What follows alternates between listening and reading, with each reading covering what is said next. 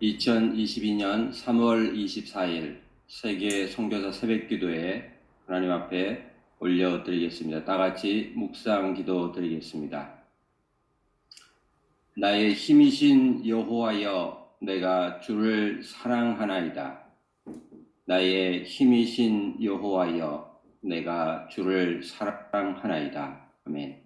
이 시간 예배를 위하여 윤화열 선교사님 기도해 주시겠습니다. 하늘에 계신 우리 아버지의 이름을 송축하고 찬양합니다. 내 영혼아 여호와를 송축하라. 내 속에 있는 것들아 다 그의 거룩한 이름을 송축하라. 내 영혼아 여호와를 송축하며 그 모든 은혜를 잊지 말지어다. 아버지의 이름을 송축하고 찬양합니다. 창조주의 하나님, 여호와 이레의 하나님, 여호와 라파 하나님, 여호와 니시 하나님, 늘 우리와 함께 계시는 임마누엘의 하나님, 하나님의 나라가 우리 안에 임하게 하여 주시고 우리 가정 안에 임하여 주시옵소서. 교회의 머리 되시며 또 교회의 몸된 우리 교회 안에 하나님의 나라가 임하게 하시고 우리 모든 선교지에 하나님의 나라가 임하게 하여 주시옵소서. 아멘. 새 성령을 통해서 날마다 우리에게 하나님의 말씀을 주시고 하나님의 은혜로 저희들 덮어주시는 것을 진실로 감사드립니다. 아멘. 항상 성령 안에서 기도하고 이를 위하여 깨어 구하는 자는 항상 힘쓰며 여러 형제를 위하여 간구하라고 말씀하신 하나님 아버지, 우리가 이 새벽 기도를 통해서 늘 하나님께 나아갈 수 있도록 하나님 축복하시고 우리가 성령 안에서 늘 기도하게 하시고 늘 우리를 깨어있게 하시고 항상 우리 형제를 위하여 기도할 수 있게 하신 것을 진실로 감사드립니다. 하나님, 우리 가운데 많은 하나님 불순종이 있고 죄들이 있음을 하나님 앞에 고백합니다. 하나님, 이 엄난한 세대를 하나님 불쌍히 여기시고 긍휼히 여기시고 회개할 때라고 말씀하셨습니다. 회개하라, 천국이 가까이 왔다고 말씀하셨습니다.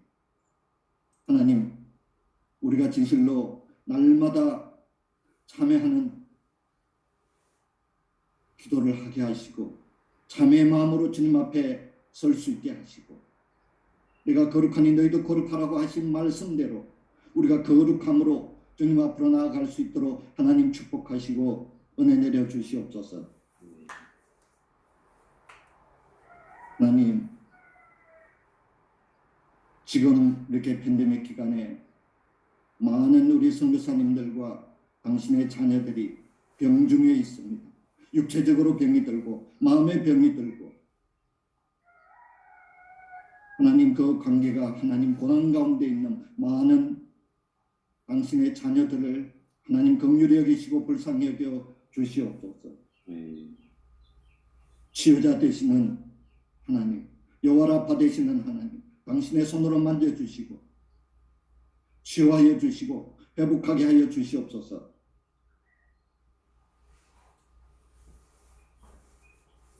우리가 늘 고난 가운데도 우리의 위로자가 되시며 우리의 공급자가 되시는 하나님을 진실로 찬양하며 감사하며 그 안에서 우리가 기쁨을 하나님 진실로 누릴 수 있도록 하나님 축복하여 주시옵소서. 의의 하나님이여, 내가 부를 때 응답하소서. 곤란 중에 나를 너그럽게 하시사오나 내게 은혜를 베푸사 나의 기도를 들어 주시옵소서. 항상 기뻐하라, 쉬지 말고 기도하라. 내게 감사하라고 하신 하나님의 말씀대로 우리가 어떤 환경에 어떤 고난 중에 있더라도 하나님 우리가 항상 기뻐하고 우리가 쉬지 말고 기도하고 범사에 감사할 수 있는 그런 믿음을 우리에게 허락하여 주시옵소서. 우리의 가정과 또 한국 교회와 또 한국을 위해서 우리가 기도합니다. 하나님, 우리는 지금 회개하고 회복할 때임을 하나님 앞에 고백합니다. 주여, 은혜로 저희들을 덮어 주시옵소서. 이 말씀으로 하나님 저희들 은혜 받게 하시고 진로 참회의 마음으로 하나님 주 앞에 서게 하여 주시옵소서. 우리와 늘 함께 하시는 우리 주 예수 그리스도의 이름으로 기도드립니다. 아멘.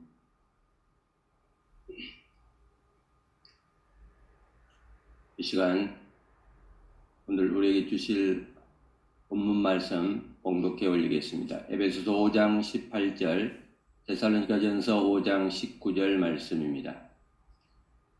술 취하지 말라. 이는 방탕한 것이니 오직 성령으로 충만을 받으라. 성령을 소멸하지 말며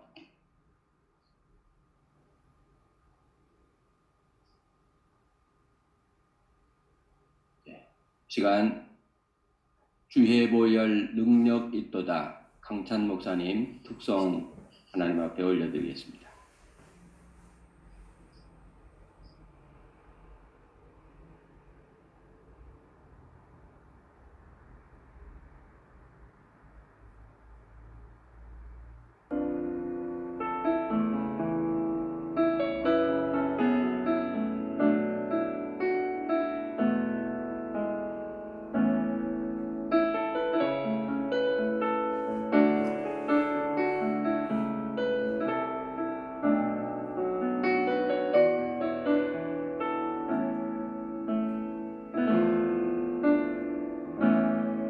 나를 죄로부터 자유케 하셨네.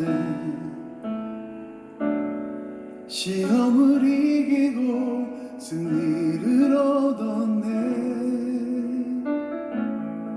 갚을 수 없는 사랑으로 나를 채우시네. 할렐루야. 주 보혈 능력이 있도다. 주의 보혈 능력이 있도다. 주의 피 믿으오. 주의 보혈 그 어린 양의 매우 귀중한 피로다.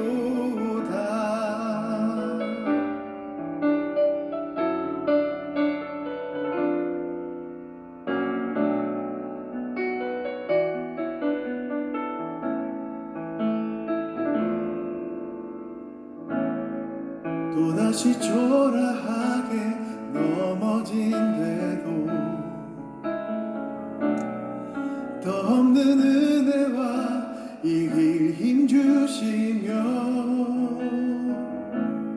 갚을 수 없는 사랑으로 나를 채우시네. 할렐루야. 주 보혈 능력이 있도다. 주의 보혈 능력이 있도다. 주의 피 믿으오. 주의 보혈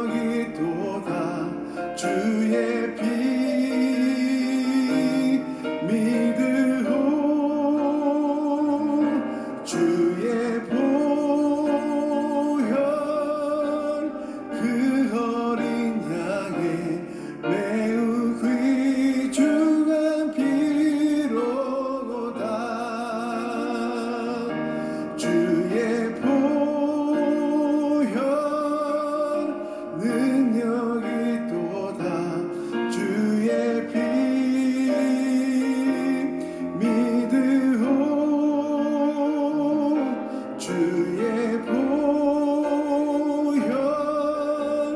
그 어린 양의 매우 귀중한 피로다 매우 귀중한 피로다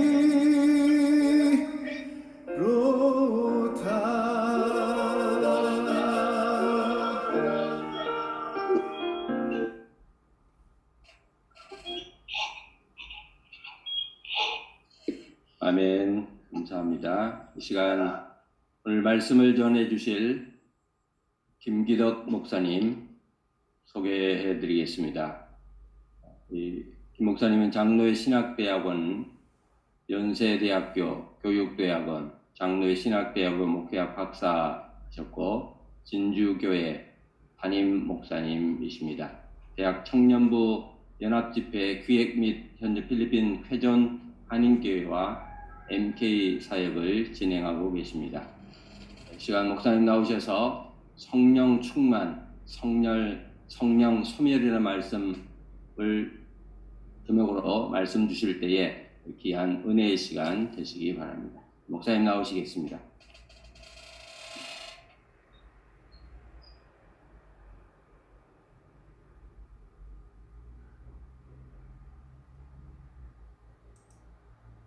귀한 사랑하는 성도사님들과 함께 말씀을 나눕니다. 하나님의 영께서 함께 해주시고 주의 성령께서 우리의 마음을 주장하시사 하나님 말씀이 들려지고 깨닫게 되어지는 은혜 충만한 시간 될 수 있도록 주님께서 인도하여 주옵소서. 예수님의 이름으로 기도드리옵나이다. 아멘. 예, 성도사님들 반갑습니다. 이렇게 귀중하고 소중한 자리에 이렇게 초대를 받게 되어서 몸둘 바를 모르겠습니다. 제가 간간히 이 중보기도에 들어와서 우리 강사 목사님들, 선교사님들, 또 장로님들 말씀을 듣고 굉장히 조언도 받고 또 무엇보다 우리 선교사님들의 열정 어린 그 기도를 통해서 굉장한 제가 또 마음의 은혜를 많이 받았습니다. 이런 자리에 제가 서도 되는 것인지 여러 번 생각을 많이 해봤었습니다. 부담이 되기도 한 자리입니다. 그냥 일선에 평범한 몸에 하나님께 주시는 마음을 가지고 기도하면서 좀 부족하지만 은혜를 같이 함께 나누고자 합니다. 잠시 제 소개를 말씀드리면 저는 경남 진주에 있는 진주교회를 담임하고 있는 김기덕 목사입니다. 우리 진주교회는 1905년도에 호주 빅토리아 장로교회 해외 선교 지부를 통해서 파송받은 커럴 선교사님을 통해서 세워진 진주 최초의 교회입니다. 제가 우리 교회에 부임한 지가 벌써 9년이 되어 갑니다만은 어떤 인맥이나 어떤 다른 연고도 없이 진주 교회에 부임을 하게 되었습니다. 하나님께서 먼저 가라고 하시는 곳에 이렇게 부름을 받은 곳이 진주 교회였습니다. 와서 보니까 우리 교회가 선교사님이 세웠던 교회인지라 그 선교사님의 눈물과 땀방울이 배어져 있다는 것을 목회를 하면 할수록 많이 느끼는 것 같습니다.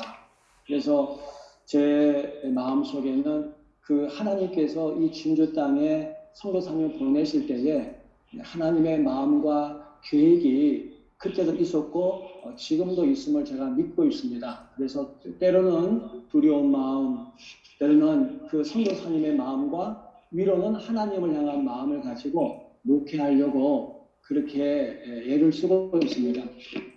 많이 부족하지만 지금까지 오게 된 것도 하나님의 은혜인 것 같습니다. 또 이 자리에 서게 된 것은 제가 대담 시간에 말씀을 나누겠습니다만 저에게 있어서 선교의 문을 열어주신 우리 이영남 선교사님, 또 저의 멘토라고 할 수 있는데 감사드리면서 또 제가 필리핀에 조금 있었습니다만 그때 같이 함께 동행했던 우리 존경하는 배영교 선교사님께도 감사를 드립니다. 무엇보다 이 자리가 참 하나님 앞에 감사한 자리입니다. 그래서 오늘 우리 선교사님을 통하여 하나님께서 무슨 말씀을 주실까 고민하고 생각하고 기도하면서 말씀을 받았던 것이 바로 오늘 에베소서 말씀과 데살로니가전서 말씀입니다. 성령에 대한 말씀을 같이 함께 나누고자 합니다. 예전에 제 지인께서 고속도로를 타고 가다가 큰 사고를 당한 적이 있었다고 들었습니다. 고속도로 운전하다가 보니까 그 연료가 떨어져가지고 자칫하면은 차가 멈출 수 있는 그런 위기가 있었는데 다행히 휴게소에 들어가서 그래서 주의를 하게 되었답니다. 주의를 가득하고 또 차를 타고 운전해 가는데 차가 얼마 못 가서 핸들이 막 움직이더라는 것이죠. 그래서 자칫하면 큰 사고가 날 것 같아가지고 차를 세우려고 하는데 시동까지 꺼져 버리더랍니다. 그 이유가 뭔고 하면서 살펴보니까 그 앞전에 그 주유소에서 넣었던 그 기름이 사실은 그 차가 경유차인데 휘발유를 넣은 거예요. 요즘에는 이제 좋은 승용차가 경유차가 많이 나오지 않습니까? 그런데 그 주유원이 휘발유를 넣은 것이죠. 혼유 사고가 일어난 것입니다. 그래서 자기가 죽을 뻔했다고 얘기를 한 것이었습니다. 제가 그때 한 가지 느낀 게 있습니다. 우리 인생에도 보면은 혼유 사고가 있다라는 것이죠. 신앙생활 하다 보면은 성령 충만했다가도 성령이 소멸되어지는 일들이 우리 삶 가운데 간간히 일어납니다. 목사님 설교 중에 죄송합니다. 목사님 설교 중에 죄송. 지금 마이크 핀이 자꾸 움직여서 잡음이 조금 심하게 들리거든요. 양쪽 다 끼시면 알겠습니다. 네, 양쪽 다 끼시면 네. 네, 괜찮겠습니까? 네. 그래서 그때 그 혼유 사고를 보면서 신앙의 여정에도 이런 일이 있겠다라는 생각을 가지게 되었던 것이죠. 저도 목회자입니다만 굉장히 뜨거울 때가 있는.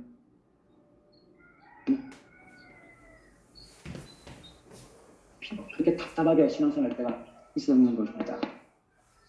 그래서 내연기관에 자동차가 내연기관에 많은 연료를 넣어야 되고 때로는 그 연료가 미리 충분히 채워져야 한다는 것은 분명한 사실이죠. 그래야 자동차가 수명이 길고 오랫동안 운행. 이 그리스도인들, 특히 이제 목회자나 우리 선교사님들도 마찬가지입니다. 성령이 늘 충만해야 그 사역이 즐겁고 무슨 일을 하더라도 담대하게 할 수가 있는 것이죠. 목사님 죄송합니다. 이어폰을 두 개를 다 끼고 좀 해주시면 좋겠습니다. 잡음이 너무 심하게 들려요. 네. 네. 됐습니까? 네. 그래서 이 성령이 충만할 때와 성령이 소멸할 때 이 두 가지가 우리 일상생활 가운데 굉장히 많아진다는 것이죠. 중요한 것은 우리 선교사님들 다 아십니다만은 성령이 충만하면 하나님 관계가 촉진되어집니다. 성령이 충만하면 예수님이 자꾸 생각나게 되고 예수님의 마음이 부어지게 되는 것이죠. 성령이 충만하게 되어지면은 마치 인간관계도 윤활유가 흘러가는 것처럼 굉장히 사랑이 촉진되어지는 것이죠. 그것이 전반적인 영적 생활에 생기를 일으키게 한다는 것입니다. 여러분 성령이 가장 먼저 등장하는 것이 바로 창세기입니다. 우주를 만드시고 지구를 만드시고 인간을 창조해 가실 때 가장 먼저 등장하신 것이 바로 창세기입니다. 성령은 창조 사역에 함께 하신 것이죠. 성령의 기원이 어디냐, 성령의 역사가 어디냐, 창세기 1장 2절을 통해서 우리가 볼 수가 있습니다. 하나님의 말씀 한번 보겠습니다. 땅이 온돌하고 공허하며 흑암이 깊음 위에 있고 하나님의 영은 수면 위에 운행하신대라 그랬습니다. 이 말씀을 제가 굉장히 은혜 받은 말씀인데요. 킹 제임스 버전에 보면은 without form이라고 그랬어요. And void, darkness was opened on the face of the deep이라고 그랬어요. 여기서 보면 그 혼돈의 시대에 형체가 없다라는 것은 무지 말씀하고 있는 것이죠. 그리고 또한 그 질서가 없는 상태일 뿐만 아니라 어떤 존재의 의미가 전혀 없는 상황입니다. 그리고 흑암이라는 것은 어떤 빛도 없고 소망이 없는 상황이라는 것이죠. 깊음이 있다라는 것은 뭐냐면 한도 끝도 없는 한계가 없는 상황이다라는 것을 말씀하고 있는 것입니다. 어떤 가치도 없는 것이죠. 그야말로 황량한 상태, 황폐함을 얘기하고 있는 것입니다. 이 생명이 없는 황폐함이 이 네 가지 단어에서 나오고 있습니다. 황폐, 공허, 어둠, 기쁨이라는 것이죠. 여기에서 하나님의 영이 수면 위에서 운행하시더라라는 말씀을 주고 있습니다. 생명이 전혀 없는 상태이죠. 그 생명이 전혀 없는 그 물 위에 하나님의 영이 움직이고 계시다라는 것입니다. 이것을 신학자들이 어떻게 풀이했냐면은 하나님의 영이 수면 위에 움직이신다. 마치 암탉이 알을 품듯이 생명을 산출하기 위해서 준비하고 있는 장면이다라는 것을 얘기하고 있어요. 그러니까 아무런 생명력이 없는 그 사망의 상태이지만 그 안에서 알을 품어서 뭔가 생명을 창출하기 위해서 준비하고 있는 그 상황에서 성령이 함께 하고 계셨다는 것입니다. 이 말씀을 다시 말씀드리면 하나님의 영은 생명력을 불어일으키시는 영이시다라는 것입니다. 그래서 로마서 8장 2절에 보면은 생명의 성령의 법이 죄와 사망의 법에서 너를 해방시켰다라는 말씀을 주고 있어요. 생명의 성령입니다. 그러니까 성령은 생명을 불어일으키는 영이라는 것이죠. 그러니까 하나님의 영이 함께함으로 말미암아 생명력이 가득 차는 그런 모습을 볼 수가 있는 것이죠. 그래서 하나님의 영은 창조의 단계에서 특별히 생명을 산출하기 위해서 역할을 하셨다라는 것을 볼 수가 있는 것입니다. 성령은 생명의 영이세요. 그래서 요한복음 6장 63절을 보면은 살리는 것은 영이니 그랬습니다. 육은 무익하니라 내가 너에게 이런 말은 영이요 생명이라 그랬습니다. 쉽게 말씀드리면 하나님의 영은 생명의 영이신 것이죠. 그래서 그 생명의 영이라고 할 때에 바로 그 숨결, 숨을 불어넣는다. 루아흐, 아마 수레사님들 많이 들어보셨을 텐데 성령은 루아흐, 하나님의 숨결, 하나님의 바람 그런 뜻을 갖고 있습니다. 창세기 2장 7절을 한번 보시면은 여호와 하나님 땅의 흙으로 지으시고 생기를 그 코에 불어넣으시니 사람이 생명이 된지라 그랬습니다. 여기서가 바로 생기와 생명이라는 단어. 그러니까 생기가 사람 속에 들어갔을 때 생명이 되었다라고 얘기합니다. 많은 분들이 이 생명을 얘기할 때에 하나님의 영의 사람이라고 해석하는 부분이 많은데 그게 아니라 이 생명은 흙으로 지어진 육체 안에 하나님의 호흡이 들어가서 생명력이 살아났다라는 것입니다. 생기는 성령이고 흙으로 지어진 그 바디 안에 하나님의 숨결, 하나님의 바람이 들어감으로 말미암아 그가 생명체가 되었다라는 것입니다. 인격적인 생명체가 되었다라는 것이죠. 그 인격적인 생명체가 되므로 말미암아 인격적인 하나님과 소통과 교통함을 누리게 되었다는 것입니다. 하나님과 소통하면서 에덴 동산에서 즐겁게 하나님과 교감을 누리고 즐기고 누리게 되었다는 것이죠. 그러니까 하나님의 영은 인간에게 생명력을 불어넣어 주시면서 인격적인 하나님과 굉장히 친밀하게 유지하도록 도와주시는 분이시다라는 것을 알 수가 있습니다. 우리가 창세기를 보시면은 그 당시 창조 세계에 있어서 혼돈스럽고 공허하고 흑암이 깊음이 있다는 것을 본다면 굉장히 어두운 그런 상황 가운데 성령은 생명력을 잉태시키기 위해서 준비하고 계셨다는 것을 볼 수가 있습니다. 다시 말씀드리면 성령이 충만하는 말은 영이 살고 육이 사는 것이다 라고 말씀을 드릴 수가 있는 것이죠. 그런데 오늘날 많은 성도들이 영적으로 미온적인 이유, 차지도 않고 뜨겁지도 않는 그 이유는 뭐냐 하면은 이와 같은 생명력이 줄어들었다라고 표현 드릴 수가 있는 것입니다. 오늘날 우리가 신앙생활을 하고 있습니다만 또 선교지도 마찬가지고 목회 사역 현장에도 마찬가지입니다만 어떻게 보면은 하나님의 창조 질서 가운데 돌아가고 있습니다만 우리 안에 영적으로 어둡고 혼돈스럽고 당시의 창조 시대의 무아지경 같은 그런 모습들이 인간관계 속에서 사역관계 속에서 많이 일어나는 것을 보게 되어집니다. 저도 목회자로서 열심히 한다고 하지만은 때로는 어느 순간에 어떤 일로 말미암아 한계가 오게 되기도 하고 또 모든 것이 고갈되어져서 마치 빈 공간처럼 황폐해질 때가 있습니다. 영적으로 굉장히 메말라질 때가 있다는 것이죠. 안타까운 것은 오늘날 그리스도인들조차도 마치 하나님을 믿고 있음에도 하나님의 옆에 없는 것처럼 아무런 소망 없이 살아가는 세상 사람들처럼 살아가는 사람들이 굉장히 우리 주변에 많습니다. 마음이 공허하죠. 또 신앙의 질서가 많이 약해지죠. 또 어떻게 보면 어떤 일로 말미암아 자기한 삶을 살게 되죠. 어떤 집사님은 어떤 장군 세상의 향락에 빠지기도 하고 물질의 노예에 빠지기도 해서 그야말로 참된 안식을 누리지 못하는 신앙생활을 억지로 근근히 해 가시는 분들도 우리 주위에 많습니다. 영적 생기가 하나도 없는 것이죠. 여러분, 건강한 사람들은 항상 얼굴에 빛이 납니다. 항상 얼굴이 밝고 말에도 긍정적입니다. 그러나 생기가 없는 사람은 늘 얼굴이 어둡고 말도 부정적일 때가 많습니다. 메말라 있는 상태지요. 영적인 생기가 전혀 없는 상태입니다.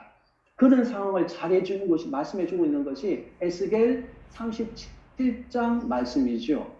마른 뼈의 환상을 우리가 보지 않겠습니까? 그와 같이 이렇게 살아가는 많은 사람들, 주님께서 하신 말씀이 요한복음 7장 37절 말씀입니다.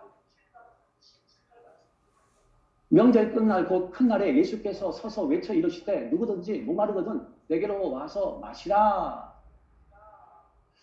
자, 우리 사랑하는 선교사님들 한번 따라해 주시면 고맙겠습니다. 누구든지 목마르거든 내게로 와서 마시라. 내게로 와서 마시라. 네. 마시라. 여기서 이 말씀에서 목마르거든 됐습니다. 예수님께서 왜 목마르거든이라고 얘기했겠습니까? 그것은 목말라고 있는 사람을 보셨다라는 것입니다. 당시의 유대인들은 굉장히 의식적이었고 절기를 철저하게 지키는 사람들이었습니다. 종교 행위에 있어서는 대단한 사람들이었습니다. 그런데 그들 안에 영적인 생기는 없음을 보시고 목말라 있는 상황을 보시고 예수님께서 목마르거든 그렇게 말씀을 하신 것이죠. 당시의 유대인들은 하나님을 열심히 찾는다고 찾았지만은 뭐 삶의 이유도 모르고 어떻게 보면 종교적인 삶에 늘 익숙하다 보니까 내면 안에 영혼의 기쁨을 전혀 누리지 못했습니다. 그 자유함을 누리지 못했습니다. 그렇게 힘들고 지친 유대인들에게 하신 말씀이 뭐냐면 누구든지 목마르거든 내게로 와서 마시라. 그리고 38절에 보니까 나를 믿는 자는 성경의 이름과 같이 그 배에서 생수의 강이 흘러나오리라 하시니 우리 선교사님들 잘 아시죠? 이 생수의 강이 뭘 의미합니까? 39절에서는 성령이라고 예수님께서 친히 말씀해 주셨어요. 배에서 그 배라는 것은 중심을 얘기하죠. 가슴을 얘기합니다. 우리 삶의 중심에 생수의 강이 흘러넘친다. 성령으로 충만하게 되어진다. 마치 강물처럼 내 중심에 꽉 차서 성령이 흘러넘친다라는 말씀을 주고 있는 것입니다. 쉽게 말씀드리면 영적인 상계가 충만한 상태를 말하고 있습니다. 사랑하는 선교사님들, 가정 안에서 또 사역 안에서 선교지에서 이와 같이 영적인 상태가 충만해지기를 간절히 축복합니다. 감사하게도 저와 우리 선교사님들은 이미 이 성령을 경험한 사람들입니다. 그렇기 때문에 부르심을 받은 곳에 가셔서 하나님의 귀한 사역을 감당하고 있는 것이죠. 쉽게 말씀드리면 저와 여러분은 성령 세례를 받은 사람들입니다. 왜냐하면 예수를 구주로 고백한 사람들은 전부가 성령에 의해서 고백이 되어졌기 때문이죠. 그러니까 우리 안에는 이미 성령이 내주하고 계시는 것입니다. 성령이 내주한다는 것과 성령 충만하다는 것은 분명히 엄밀하게 따지면 좀 다른 상황입니다. 그러나 먼저 성령이 내주한다는 것을 말씀을 한번 보겠습니다. 그 보면은 우리 안에 하나님의 성령께서 내주한다는 사실, 이것을 한번 보면 고린도전서 3장 16절 말씀. 너희는 너희가 하나님의 성전인 것과 하나님의 성령이 너희 안에 그것을 알지 못하느냐. 너희 안에 하나님의 성령이 계신다는 것이죠. 또 한 가지 요한복음 14장 16절과 17절 말씀을 보시면 내가 아버지께 구하겠으니 그가 또 다른 보혜사를 너희에게 주사 영원토록 너희와 함께 있게 하리니 그는 진리의 영이라. 세상은 너희 그를 받지 못하나니 이는 그를 보지도 못하고 알지도 못함이라. 그러나 너희는 그를 아나니 그는 너희와 함께 거하시며 또 너희 속에 계시겠습니다. 사랑하는 선교사님, 성령님은 저와 우리 선교사님들 가운데 거하시는 줄 믿습니다.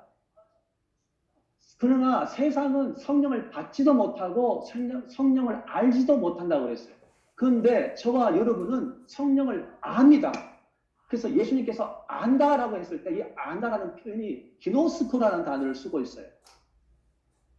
알아간다, 기노스코. 그 부부가 서로 결혼해서 서로를 알아가는 것을 상징합니다. 예수님께서 성령을 설명하실 때 부부가 서로 한 몸이 되어져서 서로 살아가면서 서로를 알아가듯이 성령도 우리 안에 거하시면서 하나님과 계속 깊이 있게 교제하게 만드시고 내가 알았던 하나님이 아니라 앞으로 더 경험할 하나님을 깨닫게 하시고 예수님을 경험하게 하시는 성령님의 역할을 말씀해주고 있는 것이죠.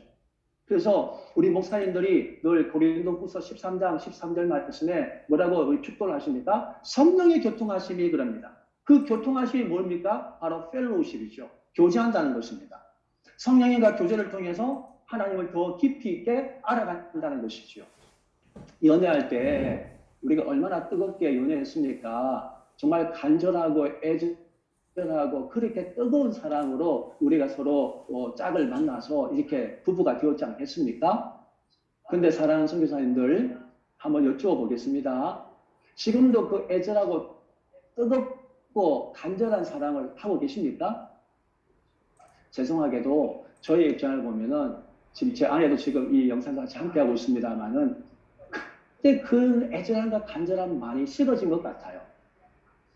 육신의 몸을 입고 있는 사람이라 연락하기 짝이 없는 사람이지만 그렇습니다. 이 부부 관계도 보면은 그렇게 뜨거웠다가도 어느 순간에 시점이 되어지면 권태기가 오게 됩니다. 그리고 아주 냉각기를 경험하게 되는 것이죠.